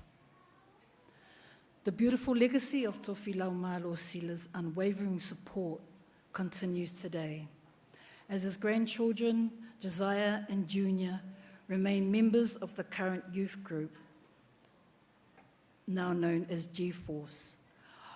I had also missed that also we've been blessed by having his grandchildren come through, some of them with Jerome, Harmony, Ezekiel, and Josiah and Junior. Today we rejoice and we honour our father Tofilau Maloletau Sila. We rejoice in the legacy of faith in God that he has left behind and instilled with his children, grandchildren, and great-grandchildren. We rejoice that we have been blessed to have Tofilau Malo as one of our fathers over the years. He also served as a caretaker for the parish. So during this time, many of our youth members and leaders were blessed to have worked with him. When I asked former members and leaders of the youth group for their memories of our father Tofilau Malo, the same sentiments and characteristics of him were echoed time and time again. His love and unwavering support for the youth. When he was the caretaker, he always ensured that they had what was needed. He was always at the youth services, sitting at the back, and always at the cup of teas. This is a personal memory of mine, of him being present at our services and especially at our cup of teas. And one of the things that my mother has kind of left with me is the importance of being there for people, is being present, is your presence, not the present that you give to them, but you yourself being present. So I can say that our father Tofilau was present with us in our youth group. The second thing was his smile. He had a huge smile which lit up the room. His face would be stern and serious around the adults. But as soon as we arrived for youth car washes, youth practices in the hall, feeds at the house in Island Bay, his smile lit up the room. His smile at times, at all times, even when he was housebound. We were blessed over the recent years that there are times when he came to church and he was still the same. His smile always lit us up. And he was a man of few words, but his actions spoke volumes. He spoke with his hands and his facial. He was a quiet, humble, and gentle man. So his quiet dedication and generous spirit has left a lasting impact on all those who had the pleasure of rubbing shoulders with him. Over the years, one by one, our parents are being called back to the Lord. And I believe we are still here standing in faith because of their faithfulness, their wisdom and love. We are truly grateful to the Lord for the blessings that have been in our lives. And so it is with our dear father, Tofilau Maloletau. We have been truly blessed to have him as one of our fathers over the years. He is remembered with fondness for his jovialness and smiling personality. To our dearest brothers and sisters, Fu, Falea, Steve, Pat, Lorraine, and to your beautiful, precious families, peace be with you all. The peace that passeth all understanding. As you farewell your father. Tamā Tofilau Maloletau, thank you, me taki maata, whaftai te le lava. We, your children, grandchildren, dedicate this song for you. Sleep well, sleep in peace, until we meet again.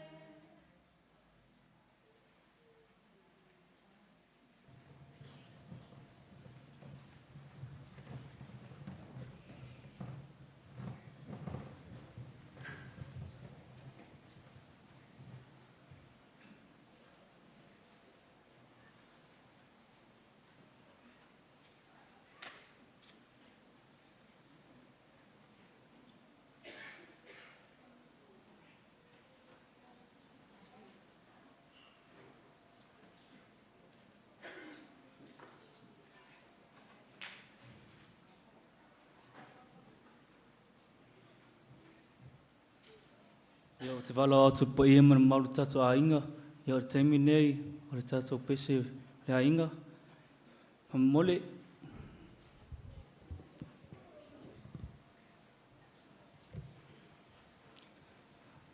Tato a inga whaman mole.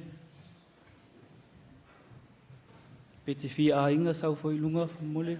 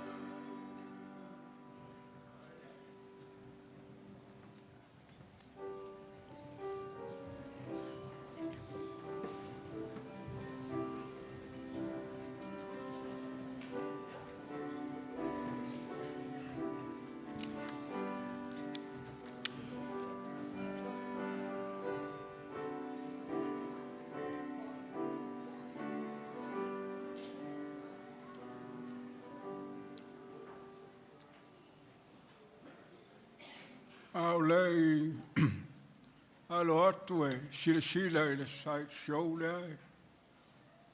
Mori atu le whaafitai. Mātango fie o mori mau o tau saunia. Mori mau e sula ina ile alofa o le tua, ma lo tau alofa i le toi ina lea. Ai, tātou te fiu ai whai upu, e le uma mea tātou te fia ta uia, e tu sa mara soifua le toi ina. Ia malo le tāpena. O tai hao, nā le tasi a pērua mori mau le ainga. Ia ma le mori mau e tasi a le kalesia.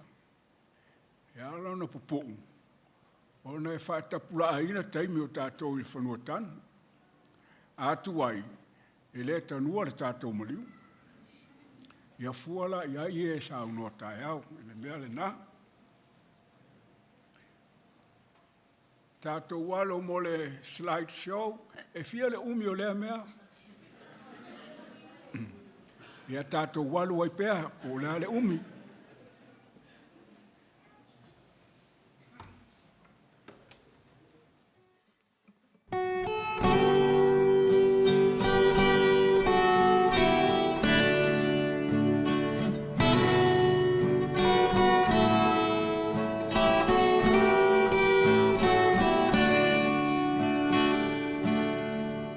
Oh,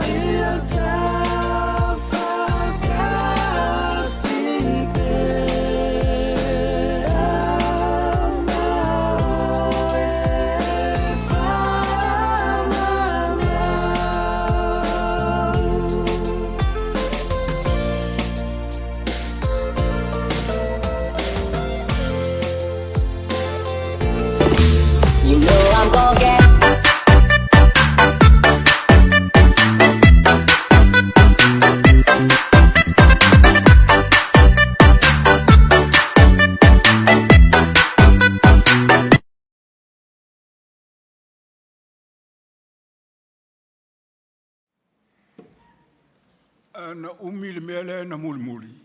E una toi ala mai toi ina. Ia whawhitai mo le tā pēna le lei. Mā ta ngō fiata.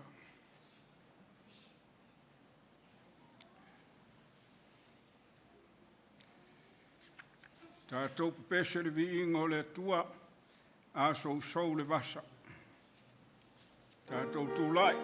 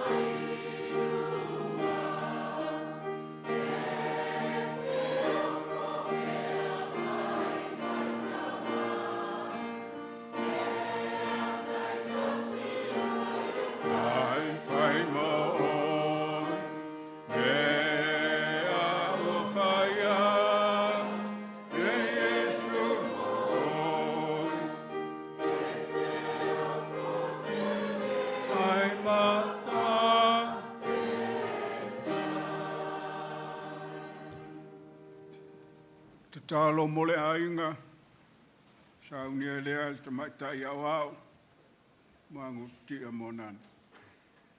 Tātou ifo matatalo. Le atua soifua, o laua fia o lava o le ola, ma le ola atali. O le atua manu maalo, laua fio. A wā ua e whaato i laloina le tīngā, ma le o ona o le oti, ma le tuunga mau e ala i le toi tū manu malo o lau alo pele o Yesu Keriso. O mātou potu whaatasi, o ainga, o whanau, o wō ma e māsani. O mātou mai fia whawhitaia laua fio, o nā lau mea alofa sa e fua ina i lēnei ainga, whaapea lēnei e ka lesia. Aua mātou tatalo, ma o mātou loto ma le whaatawa nau, le ali ie, se ililingi maia au whaamanuianga mo le ainga. Lilingi maia lo whaama whanawhananga Ia mātou I loa ma le mautinoa, nā mua na e saunoa, Iesu le mātou ali le faola, e te le tu ua I mātou oti, e te iai whaatasi ma I mātou, se ia o lava I le iunga o mea umalava. Lo mātou tamae, o le mātou tatalo I laua fio, se I e wha mawhanawhana ina fina ngalo ma loto mawhitia, se I e wha atu mauina o lau wha moe I o mātou loto. Le loi mata malingi, le loto wha avau, ono le vala aupa ia I le tamaa. Mātou te langona ai le anganga whaafetai laua fio, awa o laua fio le atua na e fua I mai, o laua fio e te ave eseina, ia mātou whaamanu ina lau lava swafa pa ia.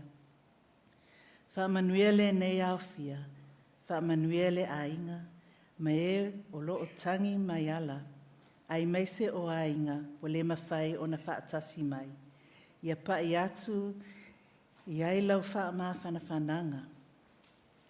Le mātou te talo, ia tā pena ina se nofoanga mo lau au auna. Le ali ie, wa mātou tali tonu, wa e a fio I lau lava alofa tūnoa, ia e sapasapaya ai le anganga o lau au auna nei, au mātou whaamawai iai. Mātou mawhau pēr I lau a fio, I lau a fionga na e whaamawhanawhanai, ai ina ia mātou mawai le langona ma le mawhauwhaunga, e te le tuu la fuai I mātou. Tama alofangia ta penanga a wātoi sauninga ale tama, ma whaapa ia ina toi fuafuanga o lene afiafi. O le mātou tatalo lea, whaatasi ma tatalo lilo o I le loto o mātou tangata, e whai ai pēa lau fina ngalo, ai aua lava so mātou whaatau a anau. E ala atu le swafa pa ia o Yesu Keriso, lo mātou ali I whaola. Amen. Tātou whalongolongo, tōlu awhai upu mai le tūspa ia o te whaitawina, tātou whalongolongo te toa iai. Loka e luas fulu tōlu, whās fulu whae o le whās fulu ono. Wao I leitu waso po waono, o na pongi sa umai leo le nu. Wao lava I leitu waso iwa. O wha pauli uli nia fo I le la, o le ia pui pui fo I o le manu, o sai luanga le muina. O na vala awai leo Yesu, o leo tele, o wha pe atu. Lok tamai, o te tuinatu, lo nei anganga I au au. O na whetalai a upu, o na toa I leo lana manafa. Tātou launga, mā lole on sai.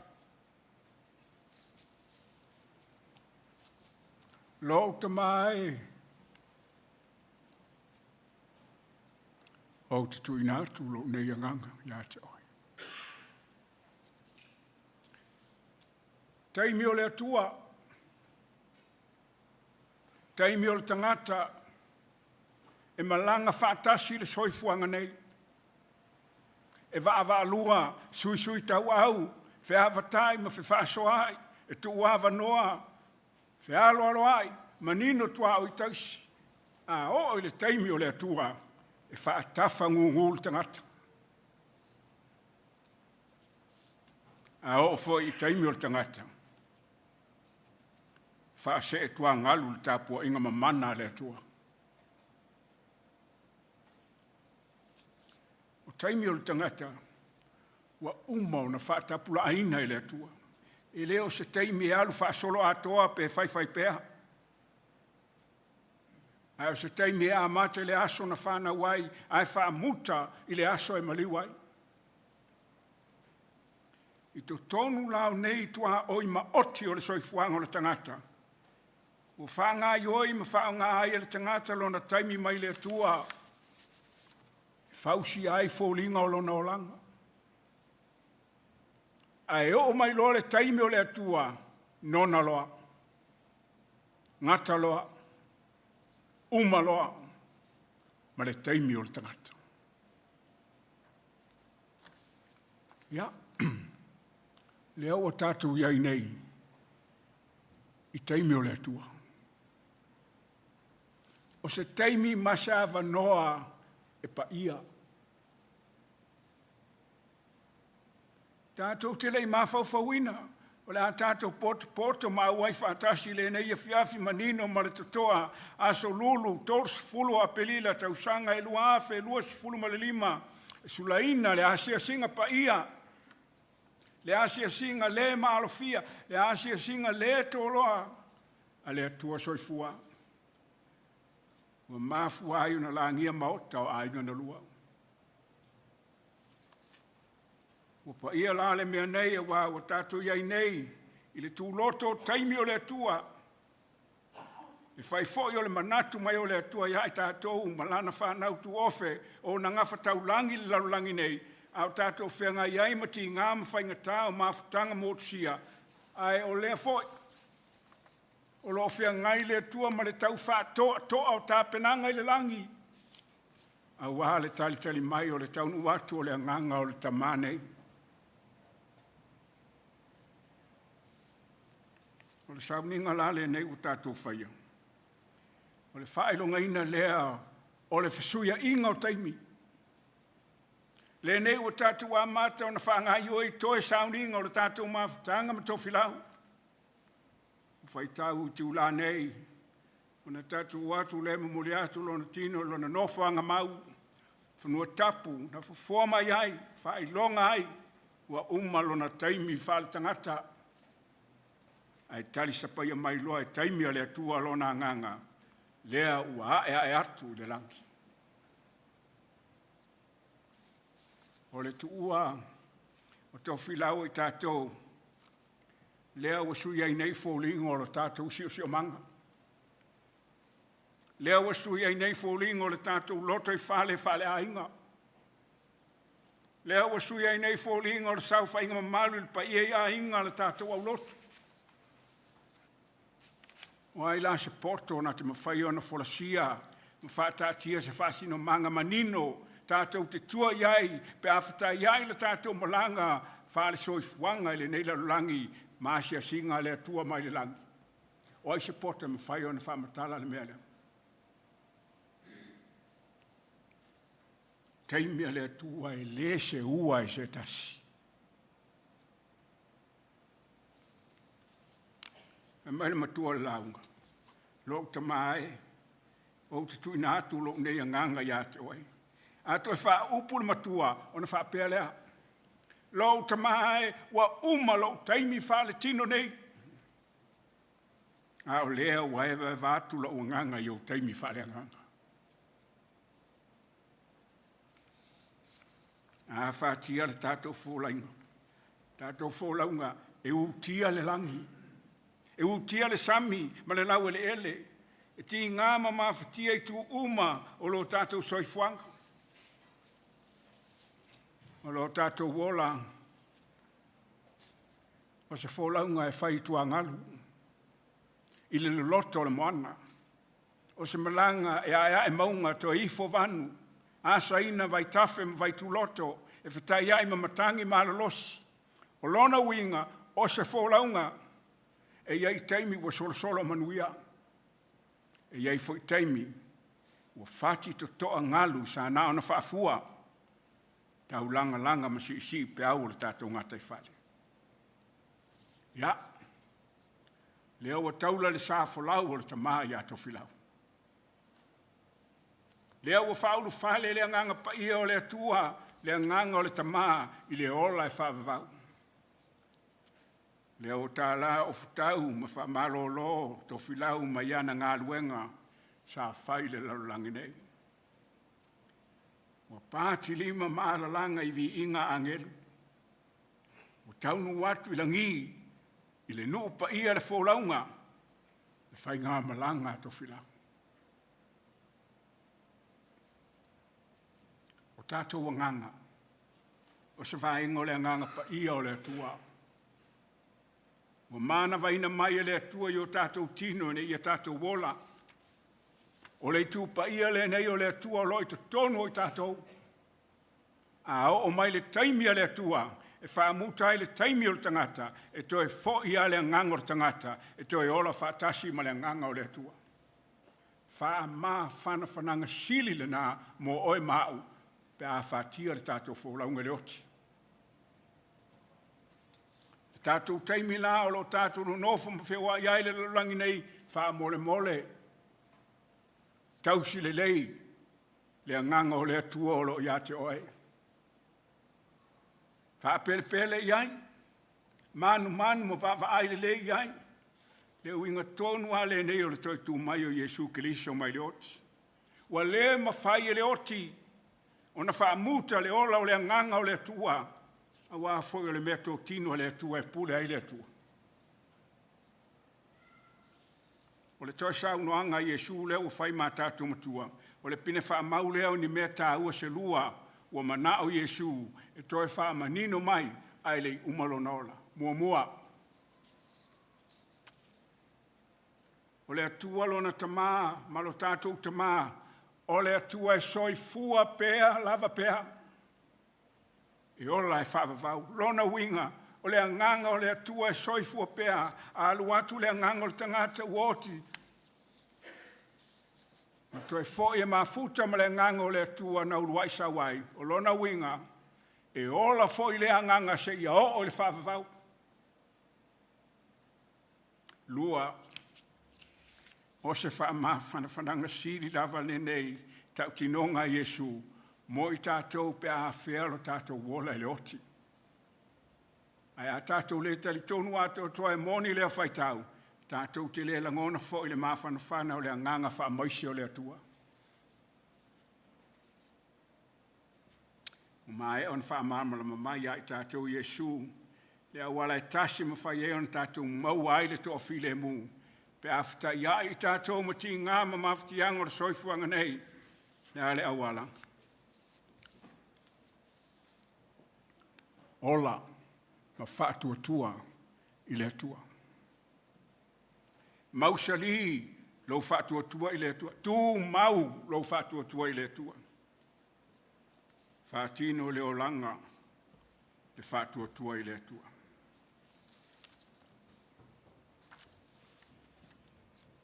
Sila totoa, le tangata, po āwholinga o lona nganga, i nei aso. O tātou wola i se lalolangi sao-saua. Tau le manino foi le fina ngalo le atua, le soifua le totele.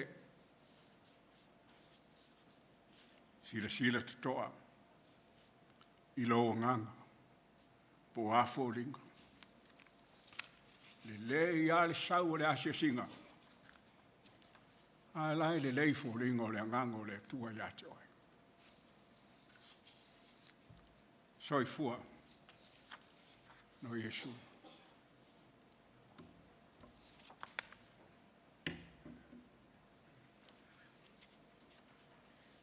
Tātou pepese mā lo le on sa. Whaafitai lo tō on sa. Le me sili on tā ua ia tia o le sauninga le.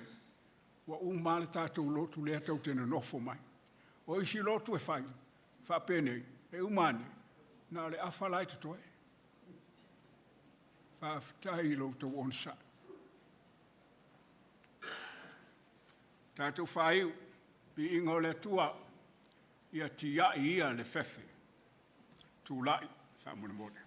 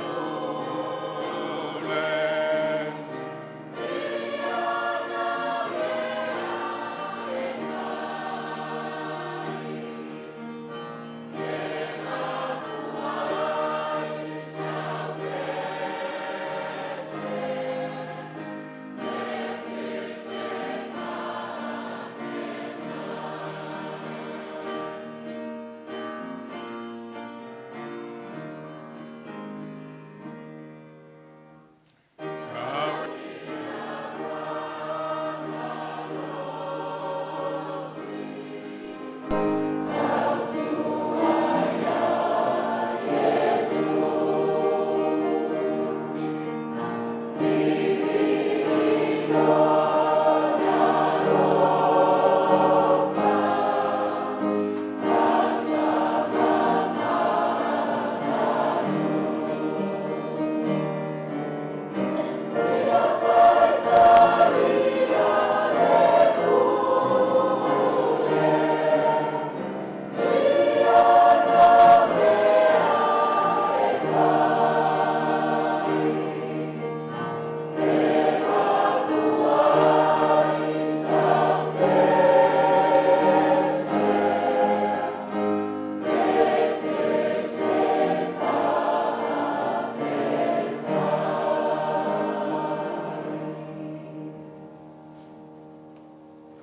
mau mai a te mātou malawa le alofa tunua o ele tua le tamā. Le alofa Yesu Keriso lo wala pele tau tāsi lo mātou whaola. Ma le mafuta mai pēa o lo wanganga pa ia nei tai ao se ia o atu le whavavau lava. Amen.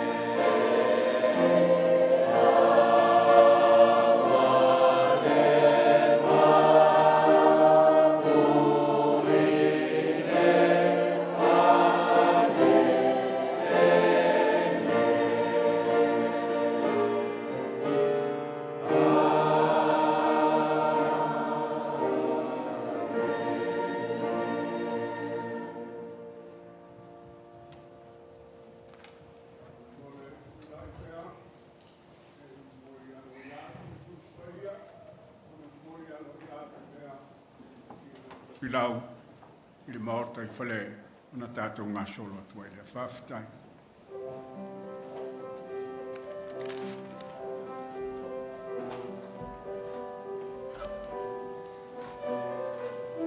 Ia mai a Paul Perras whamulmore.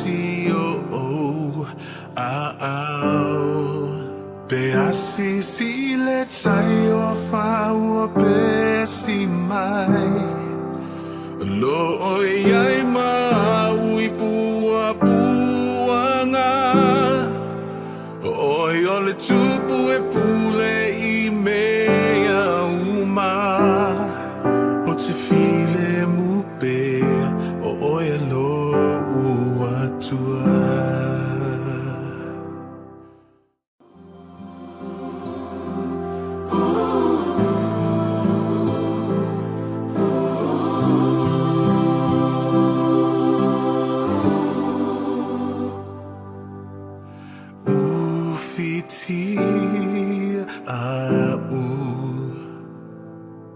Ile malu apa au